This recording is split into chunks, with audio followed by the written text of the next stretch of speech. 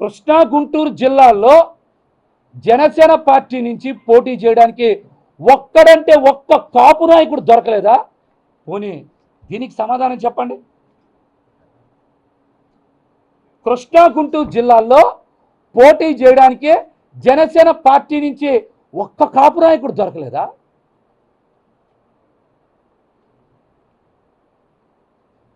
చెప్పమనండి దీనికి.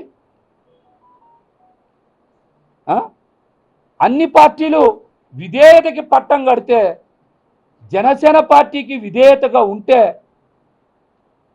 మా రాజకీయ భవిష్యత్తు అనే తలలు నరికేస్తారా?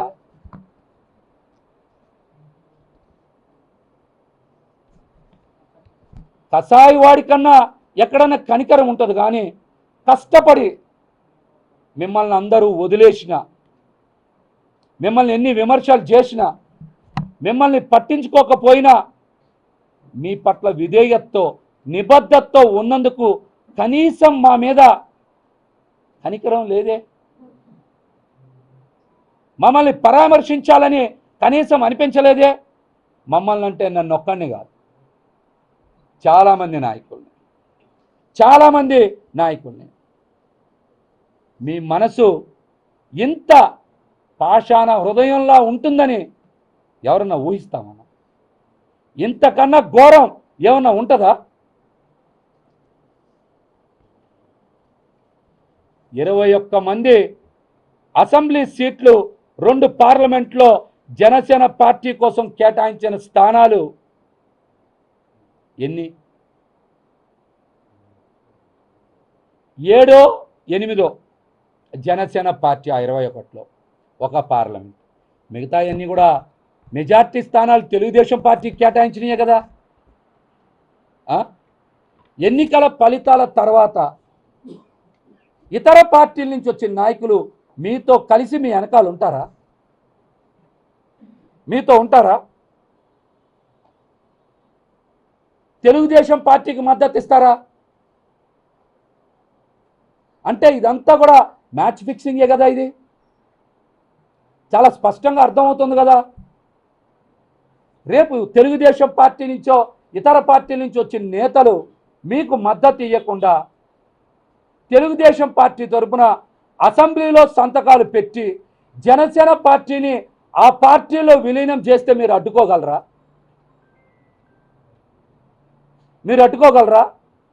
ఇదంతా మీకు అవగాహన లేకుండా జరుగుతుందా?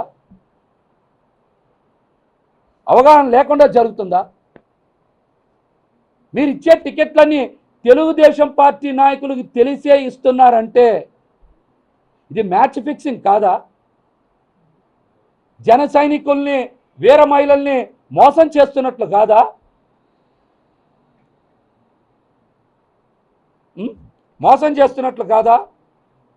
ఖచ్చితంగా రాబోయే 6 నెలల్లోనో 12 నెలల్లోనో జనసేన పార్టీ అడ్రస్ గల్లంత అవుతుంది. అది మీ చేతుల్లో నుంచి కావాలనే తెలుగుదేశం పార్టీ చేతికి ఇచ్చేశారు. ఖచ్చితంగా జనసేన పార్టీ ప్రజారాజ్యం పార్టీ 2 అయి తీరుతుంది.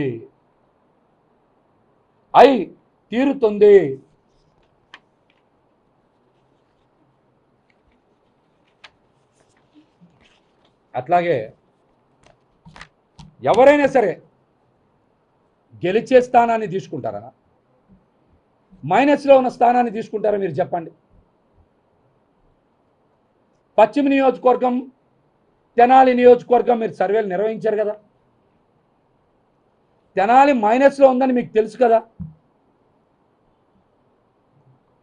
విజయవాడ వెస్ట్ సర్వే మీరే కదా చేశారు,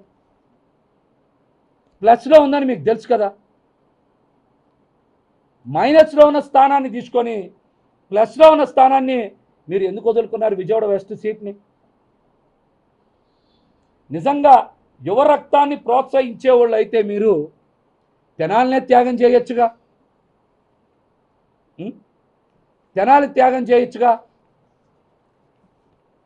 త్యాగాలకి బీసీలే కావాలా? కమ్మవారి త్యాగాలకి పనికిరారా? త్యాగాలకి బీసీలే కావాలా? కమ్మవారి త్యాగాలకి పనికిరారా? మంగళగిరి స్థానం బీసీల నుంచి తీసుకొని కమ్మ సామాజిక వర్గానికి ఇవ్వలేదా?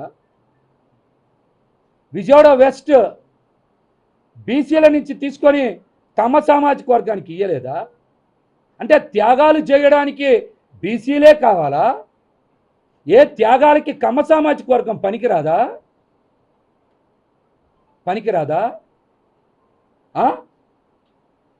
పోనీ పశ్చిమ నియోజకవర్గం సీటు పెత్తందారులకో క్యాపిటలిస్టులకో కాకుండా మీరు ఏ బలహీన వర్గాలకో లేకపోతే ముస్లింలకో లేకపోతే సోము వీర్రాజు గారు లాంటి మా పెద్దన్న లాంటి వాళ్ళకో ఇస్తే నేను పూర్తిగా సహకరించేవాడిని, కష్టపడి పనిచేసేవాడిని. కానీ మీరు సీట్ ఇచ్చింది ఎవరికి? సీటు కేటాయింపులో మీరు మద్దతు ఇచ్చింది ఎవరికి? స్వయంగా మీ తల్లి గారిని దూషించిన ఛానల్కి, పెట్టుబడులు సమకూర్చిన సుజనా చౌదరి గారికి. ఈ మాట నేను చెప్పాలా? మీరే ట్విట్టర్ వేదికగా చెప్పారు. మీరే చెప్పారు. రాష్ట్రంలో పద్మశాలీలకి తెలుగుదేశం పార్టీ కూడా ఎక్కడ ఎందుకు సీటు కేటాయించాలా? మంగళగిరి స్థానం తీసుకున్నారు కదా, మరొక దగ్గర కేటాయిస్తే బాగుండేది కదా. మరి ఇంకెవరికి ఎక్కడ పద్మశాలీలకి ఒక్క సీటు కూడా ఎందుకు కేటాయించాలా? అంటే త్యాగాలకి మళ్ళీ బీసీలే కావాలా? పోనీ గుంటూరు జిల్లాలో పోటీ చేయడానికి ఒక్క నాదెండ్ల మనోహరే ఉన్నారా? అక్కడ ఒక్క కాపు కానీ, ఒక బీసీ కానీ, ఒక ముస్లిం కానీ, ఒక ఎస్సీ కానీ, ఒక ఎస్టీ కానీ జనసేన పార్టీలు ఎవరు పనికిరాలేదా? ఇది ఎక్కడి సామాజిక న్యాయం?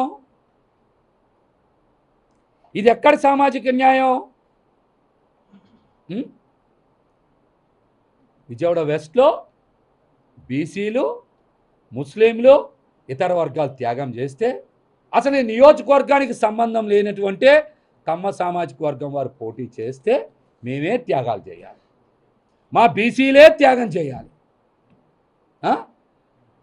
దీన్ని పొత్తు ధర్మం అనాలి. అంతేనా? ఇది పోనీ న్యాయమేనా? చెప్పండి, ఇది న్యాయమేనా? నేను చాలా స్పష్టంగా చెప్తున్నా. ఇంకో మాట కూడా, మా పార్టీ సిద్ధాంతాలని పవన్ కళ్యాణ్ గారు పాటించట్లేదు. కులాల మధ్య గొడవలు పెట్టాలని చూస్తున్నారు. అందుకనే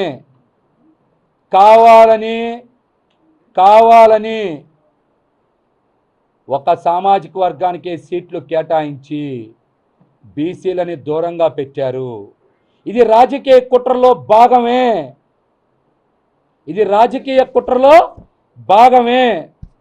ఎందుకో తెలుసా? పవన్ కళ్యాణ్ గారు పొత్తు ధర్మంలో భాగంగా తీసుకున్న 24 సీట్లని, 3 ఎంపీ సీట్లని కాపు సామాజిక వర్గం ఎక్కడా హర్షించలా, మద్దతు ఇవ్వాలా. పవన్ కళ్యాణ్ గారిని తీవ్ర స్థాయిలో విమర్శలు చేశారు. వారు ఏంటి ఇటువంటి నిర్ణయం తీసుకున్నారని వారు ఆవేదన వ్యక్తం చేశారు. సోషల్ మీడియాలో కానీ బహిరంగంగా కానీ పవన్ కళ్యాణ్ గారి మీద పెద్ద ఎత్తున విమర్శలు చేశారు. 24 సీట్లు తీసుకోవడం పొత్తు ధర్మం కాదు, పార్టీ భవిష్యత్తు ఇబ్బందుల్లోకి నెట్టివేయబడుతుంది, మీరు తీసుకున్న నిర్ణయం తప్పు అని ముక్త కంఠంతో కాపు సామాజిక వర్గంలో చాలామంది వ్యతిరేకించారు. కాపులు దూరం అయ్యారు, కాపులు మద్దతు ఇవ్వట్లేదు. కాపులు మద్దతు ఇవ్వకపోతే ఓటు బ్యాంకు మనకి రాదు. ఓటు బ్యాంకు మనకి రాకపోతే మన ఆర్థిక ప్రయోజనాలు దెబ్బతింటాయి, నాకు రావాల్సిన ఆర్థిక వనరులు దెబ్బతింటాయనే పవన్ కళ్యాణ్ గారు కులాల మధ్య గొడవలు పెట్టాలనే ఒక కుట్రకి తెరలేపారు. అందుకనే బీసీ సామాజిక వర్గానికి ఎక్కడా సీట్లు కేటాయించలేదు. స్వయంగా ఆయన నోటుతో చెప్పినప్పుడు 2023 మార్చి 11 అనుకుంటా ఆ రోజున ఆయన నోటుతో చెప్పిన ఏ ఒక్క బీసీ నాయకుడికి సీటు ఇవ్వాల, ఒక్క నాయకుడికి తప్పించి. ఇది కులాల మధ్య గొడవ పెట్టే కుట్రలో భాగంగానే ఇటువంటి పని చేశారు. బీసీలందరూ బయటకు వస్తారు, గట్టిగా మాట్లాడతారు.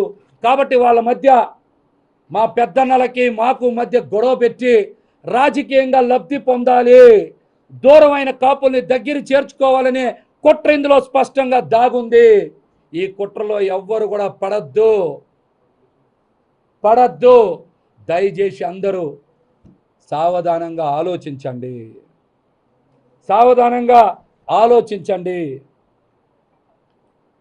అట్లాగనే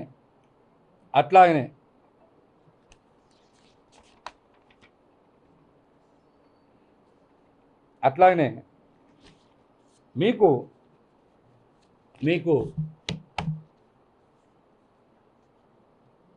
భీమవరంలో సీటుని పిఠాపురానికి మార్చుకోవాల్సిన అవసరం ఏమొచ్చింది?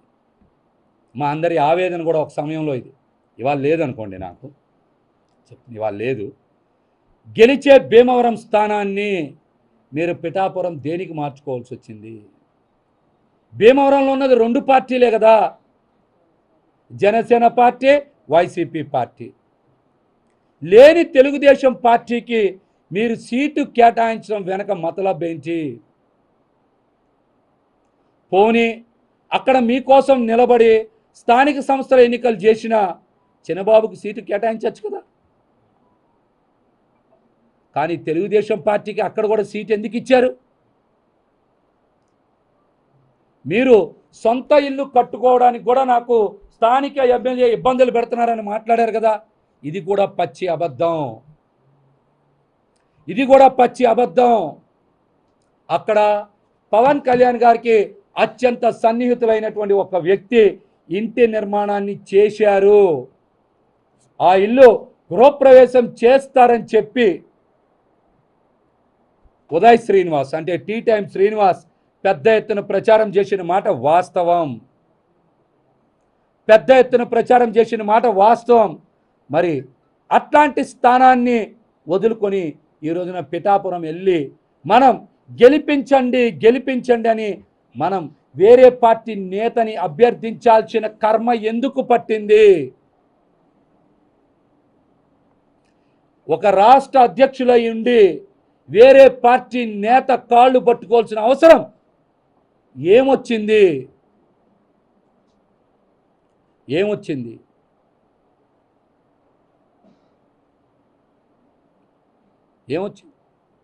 సాయంత్రం మళ్ళీ మా చిన్నబాబు గారు చెప్పచ్చు, రోజు మేము ఇద్దరం పక్కనే కూర్చునే వాళ్ళం ప్రతి మీటింగ్లో కూడా. పశ్చిమ గోదావరి జిల్లా అధ్యక్షుడు మహేష్ గారు నాకే ఇంట్రెస్ట్ లేదు అందుకే పోటీ చేయలేదని కూడా చెప్పిస్తారు. సాయంత్రం నుంచి ఈ మాట కూడా చెప్పిస్తారు. రమణ గారు వినొచ్చు సాయంత్రం ఈ మాట కూడా వినొచ్చు. అసలు అనకాపల్లి సీటు మనం ఎందుకు వదిలేసుకున్నాం? అనకాపల్లి సీటు ఎందుకు వదిలేసుకున్నాం? అక్కడ నాగబాబు గారు పోటీ చేస్తారని కూడా అందరూ మాట్లాడుకున్నారు. నాగబాబు గారు కూడా అక్కడ వారం రోజులు ఉన్నారు కదా. మరి అంత అర్జెంటుగా ఎందుకు అనకాపల్లి సీటుని వదిలేసుకున్నాం? అన్నయ్యని కూడా త్యాగం చేశానని మాటలు చెప్తున్నారు కదా. దాని వెనకాల మతలబ్ ఏంటి? నాగబాబు గారిని త్యాగం చేయడం వెనక మతలబ్ ఏంటి?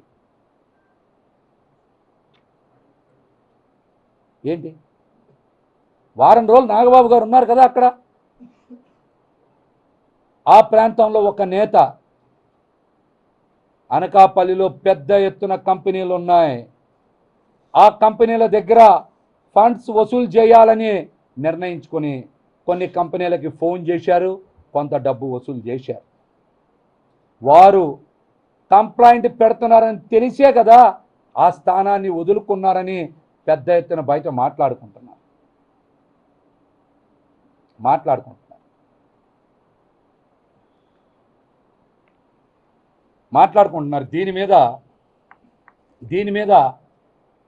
దీని మీద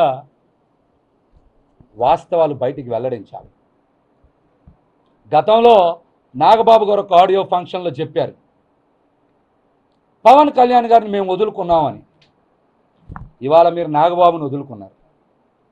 దీన్ని త్యాగం అంటారా? పొత్తు ధర్మం అంటారా? ఆడియో ఫంక్షన్లో నాగబాబు గారు చెప్పారు కదా, చాలా గట్టిగా మాట్లాడారు. ఇవాళ మీరు నాగబాబు గారిని వదులుకున్నారు. దీని పొత్తు ధర్మం అంటారా? ఎక్కడైనా దీని పొత్తు ధర్మం అంటారా? చెప్పండి, ఎక్కడైనా పొత్తు ధర్మం అంటారా దీన్ని? చెప్పండి. నాదెండ్ల మనోహర్ గారు అనే ఒక వ్యక్తికి జనసేన పార్టీ బస్సునిచ్చారు. ఆయన డ్రైవింగ్ ఎక్కడా సరిగ్గా చేయలే. ఈ 5 ఏళ్లలో జనసేన పార్టీ బస్సుని పెద్ద కొండ గుద్ది మొక్కలు చేశాడు ఆయన.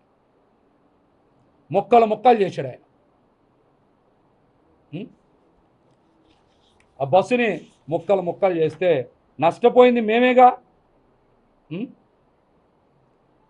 జనసేన పార్టీ బస్సుని ఘోరంగా యాక్సిడెంట్ చేసినటువంటి వ్యక్తి నాదెండ్ల మనోహర్ కాదా?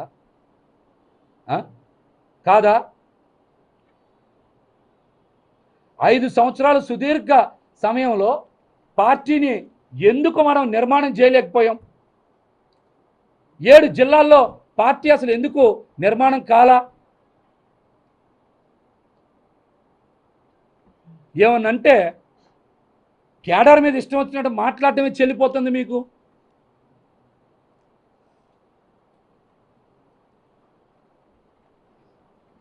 రెండుసార్లు ఎమ్మెల్యే, సభాపతి, ముఖ్యమంత్రి గారి కుమారుడు, అట్లాంటి వ్యక్తి నాదెండ్ల మనోహర్ 5 సంవత్సరాల సుదీర్ఘ సమయంలో తన సొంత నియోజకవర్గంలో కూడా పార్టీని నిర్మాణం చేయలేకపోతే రాష్ట్రంలో పార్టీని బలోపేతం చేయగలరా? అట్లాంటి వ్యక్తికి జనసేన పార్టీ అనే బస్సుని, స్టీరింగ్ని చేతిలో పెట్టి మొత్తం జనసేన పార్టీ జీవితాన్నే సర్వనాశనం చేయడం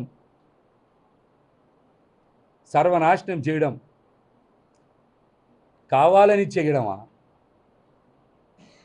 లేకపోతే తెలియక చేయడమా? దీన్ని ఎలా అర్థం చేసుకోవాలి? మిమ్మల్ని గుడ్డిగా నమ్మి నడుస్తున్నందుకు, మేము అమాయకులం అయినందుకు మీరు ఎట్లాంటి పనులు చేస్తారా?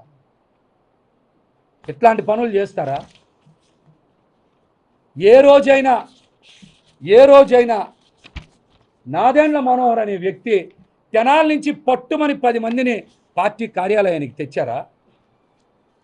స్థానిక సంస్థల ఎన్నికలు చేశారా? తెనాల్లో తెచ్చారా? కొన్ని స్థానిక సంస్థల ఎన్నికలు చేశారా? నాయకత్వాన్ని తెనాల్లో ఎక్కడైనా బలపరిచారా? వీటికి సమాధానం చెప్పండి. మీరు వీటికి సమాధానం చెప్పండి. జనసేన పార్టీలో నిబద్ధతకి విలువ లేదా? అన్నిటికీ మించి నిజాయితీతో మీతో ప్రయాణం చేస్తే మీరు నమ్మరా? వేరే పార్టీల్లో విధేయతకి పట్టం కడితే జనసేన పార్టీలో విధేయతకి ఉరితాడేశారు. వాళ్ళు పట్టం కట్టారు, మీరు ఉరితాడేశారు. విధేయతకి పట్టం అంటే తంగిరాల స్వామి గారి దగ్గర డబ్బులు ఉన్నాయా? కొలికలపూడి శ్రీనివాస్ గారి దగ్గర డబ్బులు ఉన్నాయా? కాగితపు కృష్ణప్రసాద్ గారి దగ్గర డబ్బులు ఉన్నాయా? వర్ల కుమార్ రాజా గారి దగ్గర డబ్బులు ఉన్నాయా? చాలామంది దగ్గర డబ్బులు లేవు కదా. పార్టీ కోసం నిలబడి విధేయత చూపించినందుకే కదా టికెట్లు ఇచ్చారు వాళ్ళకి. మరి జనసేన పార్టీలో విధేయత చూపిస్తే కనీసం మాకు టికెట్లు కాదు కదా, మమ్మల్ని పట్టించుకునే నాదుడే ఎందుకు లేడు? మాతో పిలిచి మాట్లాడే తీరిక ఓపిక లేనప్పుడు మీరు పార్టీలు ఎందుకు పెట్టడం?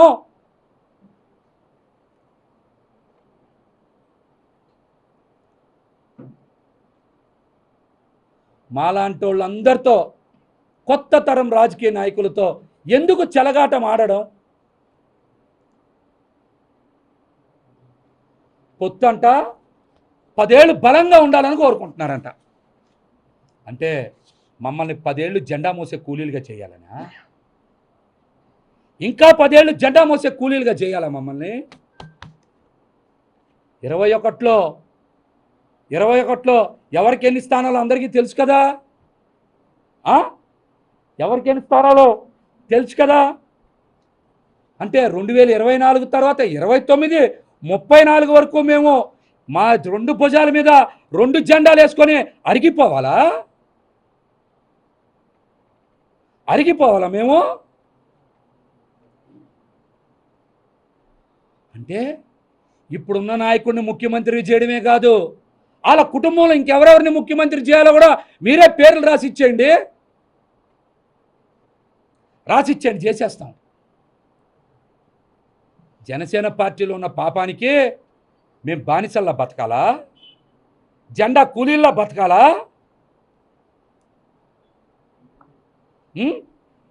బతకాలా? మీరు చెప్పండి, ఎవరు ముఖ్యమంత్రి కావాలో, వాళ్ళ తర్వాత ఎవరు కావాలో, వాళ్ళ తర్వాత ఇంకెవరు కావాలో చెప్తే జన సైనికులు అందరం జెండా మోసే కూలీలుగా సిద్ధంగా ఉంటాం. ముందే చెప్పారు, స్థానిక సంస్థల ఎన్నికల్లో పొత్తులో భాగంగా జనసేన పార్టీ 1/3 సీట్లే తీసుకుంటారంట. ఆ 1/3 సీట్లలో మళ్ళీ భారతీయ జనతా పార్టీకి 50% ఇవ్వాలంట. అంటే ఒక నియోజకవర్గంలో 21, 22 డివిజన్లు ఉంటే జనసేన పార్టీకి వచ్చే స్థానాలు ఎన్ని అవుతాయి? 3, 4 అవుతాయి. ఆ 3, 4 జనసేన పార్టీ వాళ్ళకే వస్తాయని గ్యారంటీ ఏంటి?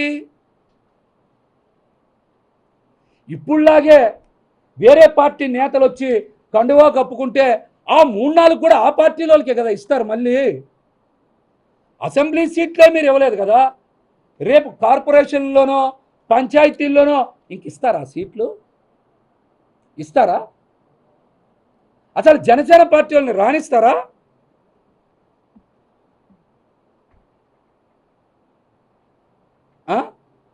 జనసేన పార్టీ కథ సమాప్తం అవదా?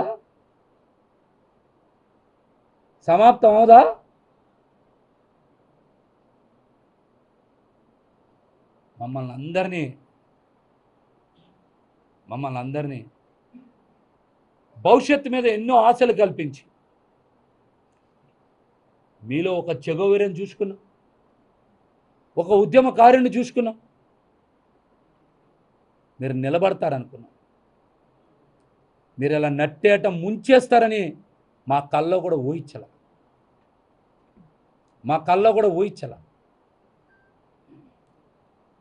యువత భవిష్యత్తుకి మీరు అండగా నిలబడతారనుకున్నాం. మా కళల్ని ఇలా కాల రాసేస్తారని తెలిస్తే మీతో ఎందుకుంటాం?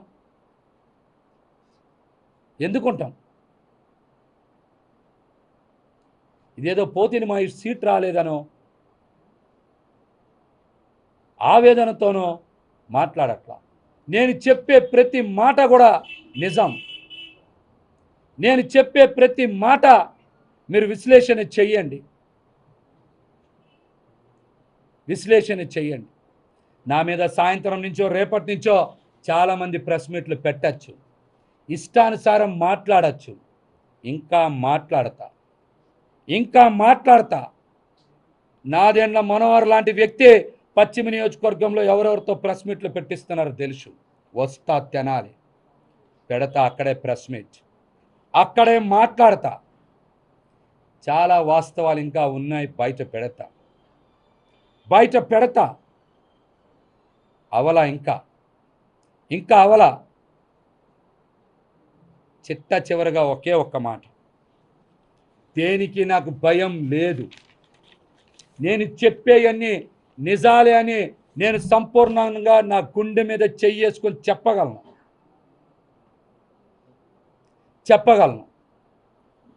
పవన్ కళ్యాణ్ గారిని ఒకే ఒక్క కోరిక కోరుకుంటున్నా, రేపు పిఠాపురంలో మీ సొంత ఇల్లు గృహప్రవేశం చేస్తున్నారు కదా, అక్కడికి మీరు అన్నా లెజినోవా గారితో రావాలి, గృహప్రవేశం చెయ్యాలి. నెల రోజుల పాటు ప్రచారంలో పాల్గొనేలాగా మీరు ఏర్పాట్లు చేయాలని నేనైతే మనస్ఫూర్తిగా పవన్ కళ్యాణ్ గారిని కోరుకుంటున్నా. మరిన్ని విషయాలు, నా రాజకీయ భవిష్యత్తుకు సంబంధించిన విషయాలన్నీ కూడా తొందరలోనే ప్రకటిస్తాను. ఇప్పుడు ఈ ఆర్థిక అవసరాల నేపథ్యంలోనే పవన్ ఎలా చేశారంటే ప్యాకేజీకి అమ్ముడుపోయారని మీరు అంటున్నారా? తెలుస్తాయి, మీకు అన్ని ఆధారాలతోనే ఇస్తా, మీకు అన్ని ఆధారాలే బయట పెడతా. అప్పుడే ఎక్కడ రేపు ఒక్కరోజే కదా ఉగాది ఉంది, అవగానే మళ్ళీ మాట్లాడతాను. మీ రాజీనామా పవన్ కళ్యాణ్ గారి దృష్టికి తీసుకుని వెళ్ళారా, ఓన్లీ మెయిల్ ద్వారా పంపించారు? నేనైతే రాజీనామాని పంపించాను. పవన్ కళ్యాణ్ గారి దృష్టికి వెళ్తుందా, పార్టీ కార్యాలయానికి వెళ్తుందా కాదు. జనసేన పార్టీయే వాట్సాప్లో నడుస్తుంది, నేను కూడా వాట్సాప్ ద్వారానే పార్టీ వర్గాలకి పంపించాను.